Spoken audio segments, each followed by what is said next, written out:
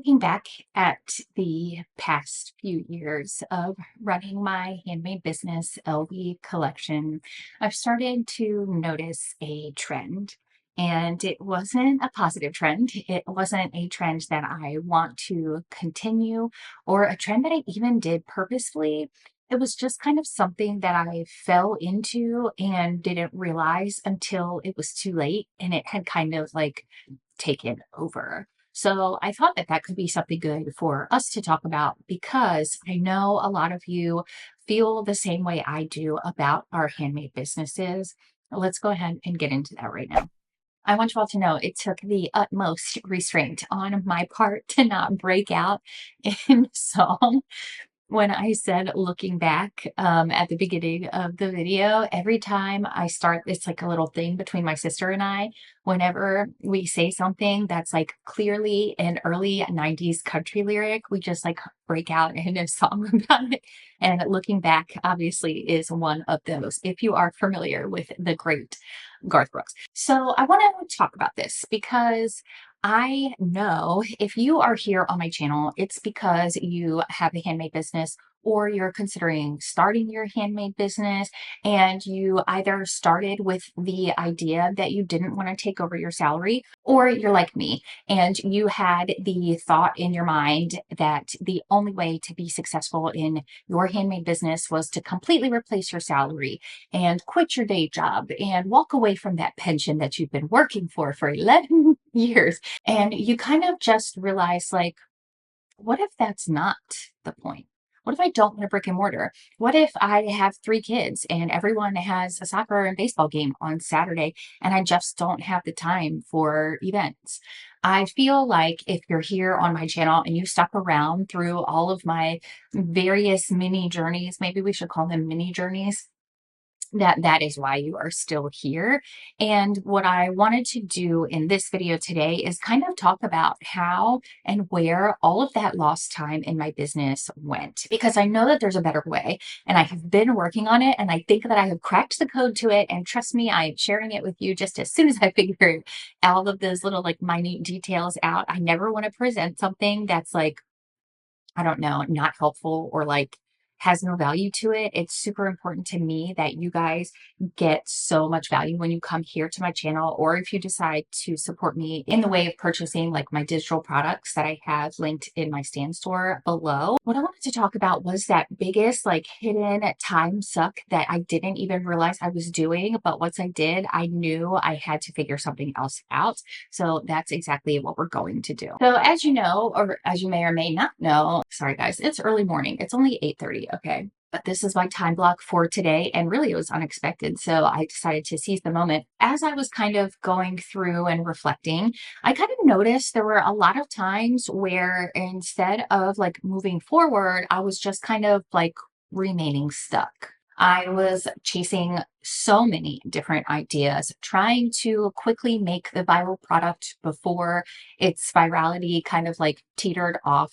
I was remaking products, like reformulating products that didn't even need to be reformulated. Some did, definitely. Like when I started out using a lot of different bases, and then over time, like kind of walked away from the bases to formulate my own things, right? And that I do think was necessary. So some things are going to be necessary, but like after reformulating it and having a beautiful formula, there was no reason for me to keep going back and changing like something this much, right? Because when you change one thing this much, you have to change everything that follows behind it. It's those kinds of things, like the little busy work type tasks that we obsess over, that really keep us stuck. Honestly, it became super frustrating. It was very exhausting. And I also found it to be like a little bit embarrassing because people would ask me like, oh, what is LV getting? Well, they all call it a leave. I need to work better at pronouncing LV like for people. Like you guys know it's LV because you watch me, but like people in my home life, they don't necessarily know, or like my personal life, they don't necessarily know that. A lot of people think it's Aleve. Like, people were asking what Aleve/LV was up to, and I would be like, oh, well, we stopped doing events. And then one time someone had said, oh, it kind of like fizzled out. And it was supposed to be my friend, and it really upset me. Like, it really, really upset me. Maybe I'm just too sensitive, but I kind of felt like that was super rude. Like, they could have said anything else. They know how busy I am. They know like my personal life. They know all of these things. And I didn't like the tone that was that comment. So anyway, it just kind of feels like embarrassing when you spend all this time on anything only to realize when someone else asks you that you're not actually doing anything, if that makes sense. Moving on, I have identified these different little areas in my life or in my business or tasks, etc., like category type things that have really slowed me down and kind of stopped me from making actual moves. And I'm going to go over them very briefly because I want to talk about like what I plan to do moving forward, because I feel like that is the more important part here. So the first thing I realized that I was doing was over creating products, which I have separate videos on, but making more products does not mean you are making more sales. I really truly do think a great strategy is to make one huge batch of something and then separate it into different fragrances so you're not remaking from scratch every single time. And that's actually what I ended up doing last night. I got this like weird wind about me and decided to make a huge batch of lotion. So when I make lotions, I make 96 ounces at a time, and it's typically ends up being 11 8-ounce jars or bottles. I don't know the math there because it doesn't seem to math for me, but I'm also not great at math. So I don't know, maybe it's like the volume of it or whatever it is. But anyway, I always end up having 11 bottles, sometimes 11 and a half, and I'll just use that extra half as a tester. One of the ones that I made was this one here, the banana honeycomb. This is fragrance to use fragrance banana flower in honeycomb. And nice name, right? And I talked about it when I unboxed their new line of fragrances. Let me tell you something. If you make shampoo bars, you absolutely should use this fragrance in your shampoo bars because it is 10 million stars. It is the perfect fragrance for a shampoo bar, which is something that I've been toying around with a lot lately, like putting into development, because I think that that would be amazing. I personally love shampoo bars better than a liquid or a bottle, but I just don't have one that I fully agree with the ingredients in, so I'm not going to swap it out. You know, I don't want to add to the 10 half-used bottles of shampoo under my sink. Like, I want to have one that can replace all of that. So I might just have to make it myself. I don't know. I can't tell if I'm like hyper fixating there and then as soon as I do it, it's going to be dead to me. I can't figure it out. Anyway, yes, over creating products, more products does not mean you have better sales. It doesn't. It actually dilutes your line. The second category, which is my biggest problem, the second place where all of my time that I have, my precious time to build my business is going, is endlessly tweaking because they're just not quite right. Over editing, remaking labels when I don't need to. It's such a waste. Not only is it a waste of your time, but it's actually like a financial waste as well. Because if you're constantly tweaking, you have already put the time and like financial support into creating those, let's say labels, because I feel like this most typically happens like with labels or marketing materials.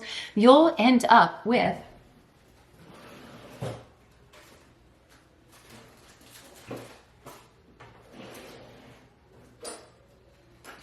$700 iterations of the same thing, and they'll all be wasted. And then you'll be like, well, this one has a line that I don't really like on it. So over here on this one, I changed my domain name and now the domain name doesn't match. And then I changed my Instagram handle, so the Instagram handle doesn't match. This is cute though. Half of that information is no longer valid. So I'm gonna have to throw all those away. This one's super cute, but I don't actually make those anymore.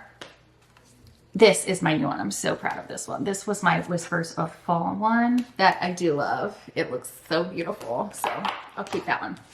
I'll keep that one. My Whispers of Fall collection is still launching, but it's like half the collection that I anticipated it to be, which is fine. You know, we've been going through some things. So you do have to take that into consideration as well when you need to take a moment to yourself. The next category I would say is scattered strategies, or like trying too many strategies at one time, or trying a strategy and like really focusing in on it, but only giving it a little bit of time before saying, okay, nothing's happening here, I'm giving up, which I tend to do very often, as seen in all of my variations of Instagrams.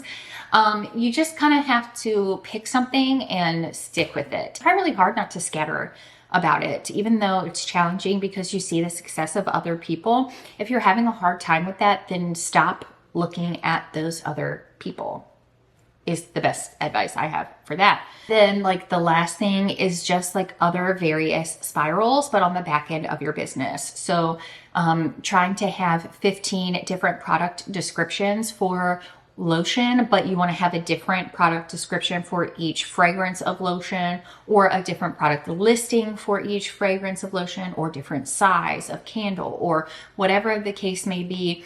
Going back and forth with the email too much. Like if you're growing your email list, you obviously do need to be consistent, because everyone says that email is the way to go. But if you're trying to send out like 3 emails a week, people don't like that. Okay. People don't like that. It's too much, too pushy. Like you're in there too much. So you don't want to do that either. You kind of have to focus on things that are going to drive sales for you. And if you're doing all of these back end tasks that are taking so much of your valuable time, you're never going to make moves. So you kind of have to figure out what is going to drive sales for you and really just kind of focus in there. Okay. So here are some subtle, not so subtle shifts that I have been making recently. I would say since first announcing my pivot into more of like a helping personality versus a product-based business. I don't know what the word is, because I don't like the word coach. Like, I feel like I've said that before. I don't really like the connotation behind that. So I wouldn't call myself that, but I can definitely help you. Like, I don't know, whatever. Anyway, here are some of those subtle shifts that I have been making and have really been proving like to help me make some moves. Okay. First, choosing one angle to kind of point my direction in or focus my collection around. Not only did it give me clarity, but it really helped me stick to a small collection that I wanted without it turning into and like spiraling into so many things.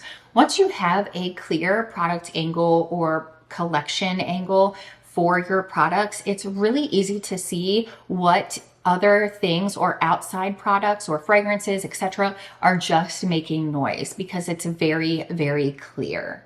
I also am starting to just use one formula, and that is the formula, okay? Or like the asset that I've already created. So like the labels I've already made, or the candle things I've already printed, or the warning labels I've already made. Even if, in my opinion, it needs a minor tweak, I have really been great about staying firm in, you know what, this says warning in blue instead of it matching my brand colors. I'm going to change that really quick, just because it'll only take like a few seconds. We don't need to do that. We need to use what we already have before moving into something new, which sounds so basic, but if you know what I'm going through, if you do the same thing, you know it's not that easy. So reuse everything that you can, continue with what is already made. Obviously, if you change your ingredients, which is going to be another time suck for you, you do need to like update that and reflect it in your product labels, like in accordance with the FDA.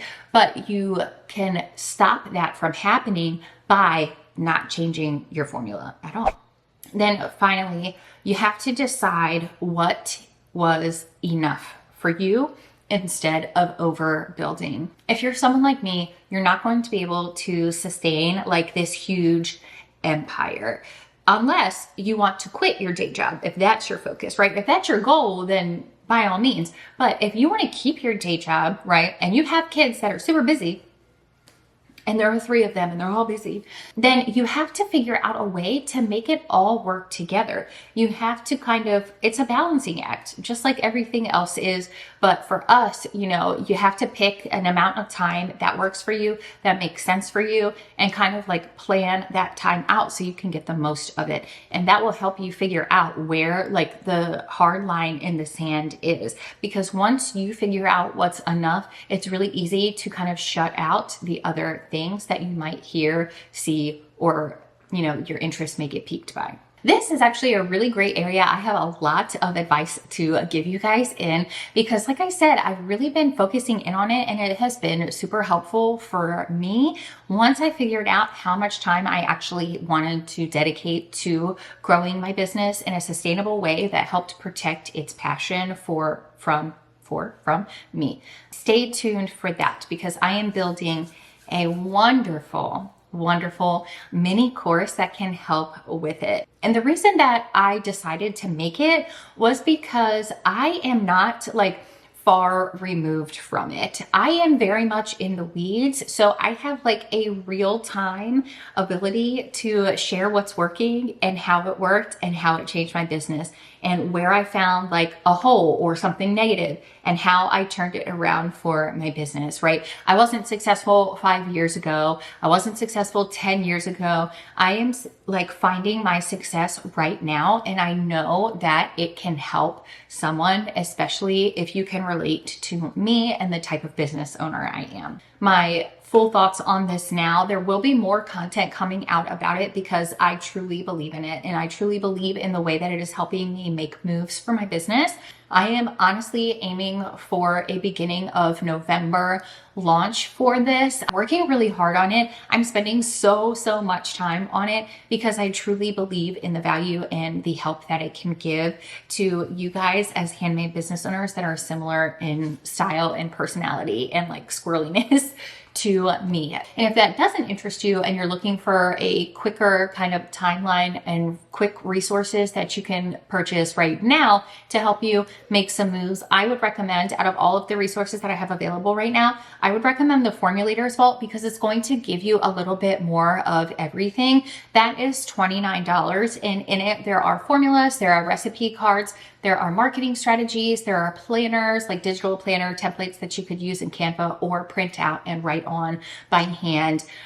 There are just so many different things in there, so many resources. There's more than 20 resources, and I add to it a lot. So once you purchase it, you have lifetime access, including all the additional updates that come after your purchase. And the most actionable thing that you can do right now is take a look at how you are spending your time throughout the day. Because if you are man, I have no time to work on my business this week, but start tracking your time, you'll start to see some holes in there that you can either replace or fill in with dedicated time to running your handmade business on the side without taking away from your professional life or your personal life or your family. Okay. And your mindset and your mood and all of those other things that come along with it.